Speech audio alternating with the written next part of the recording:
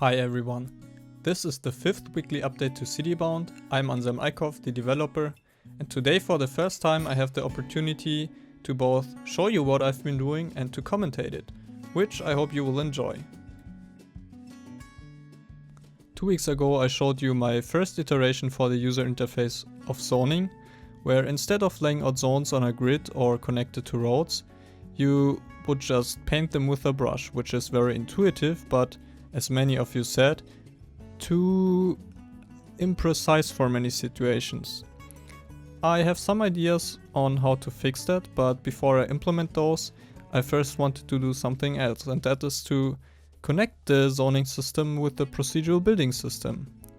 This is what I did this week and what I will show you today. First, I made the procedural building system dynamic so that buildings are generated all the time and not just once, like it was in the prototype. And then I made sure that the generated lot areas stay inside their respective zone boundaries, as you can see here. Next, I implemented a procedural geometry system to allow for more complex building shapes than what you've seen in the prototype. I then used that system to create basic building styles for each of the existing zone types. So let's have a look at these building styles first one by one and then all together.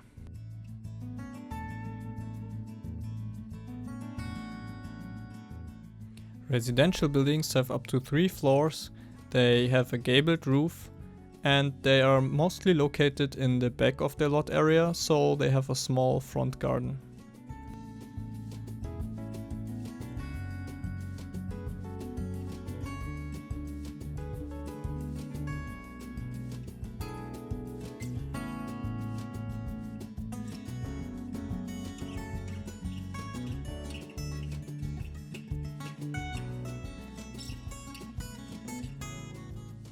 Buildings with mixed commercial and residential use look very similar, but as you might see, some of them have colored canopies that belong to a shop on the ground floor.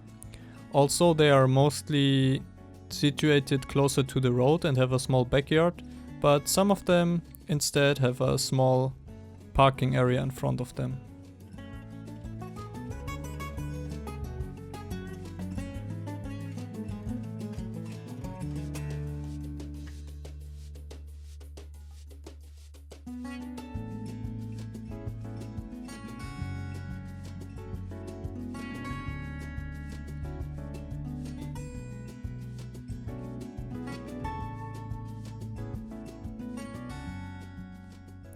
Purely commercial buildings have flat roofs and are very colorful. Some of them also have canopies. You can imagine them to be supermarkets or larger malls.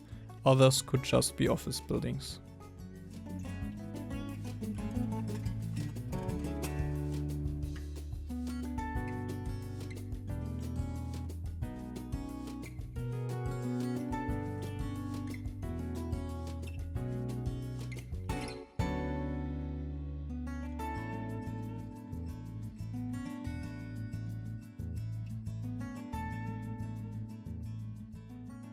Like commercial buildings, industrial buildings have large lot areas to allow for parking, but they have much darker colors. Sometimes they have a zigzag roof and sometimes they have chimneys.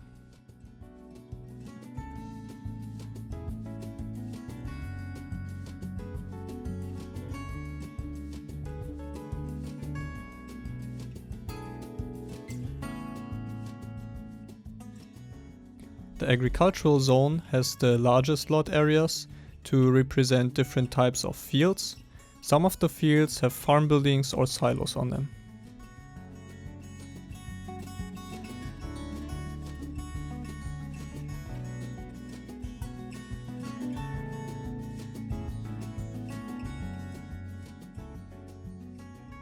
Now that we've seen all zone types and building styles for themselves, let's see how they all work together. I will now show you a time lapse of me building a whole town with them. And what I really like about it is that even though the buildings barely have any detail, they already form pretty convincing town structures.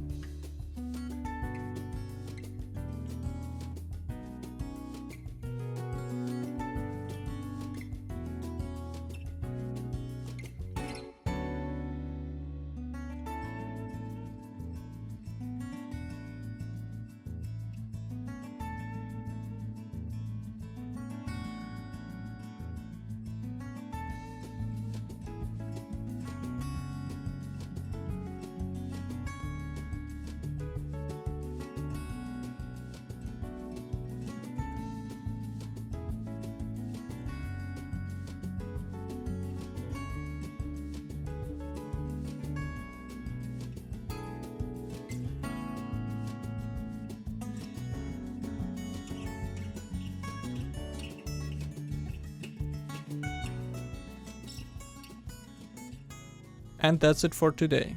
Next week I want to work on the actual simulation of citizens and businesses and connect it with what I've shown you today so that all these different types of buildings get an actual purpose. Until then, please leave me your feedback and comments here on YouTube in the comment section or wherever else I posted this video. It's getting very late here, I'm tired, and talking to a microphone is still very weird, so I'm also looking forward to your feedback on that. Thanks for watching and see you all next time.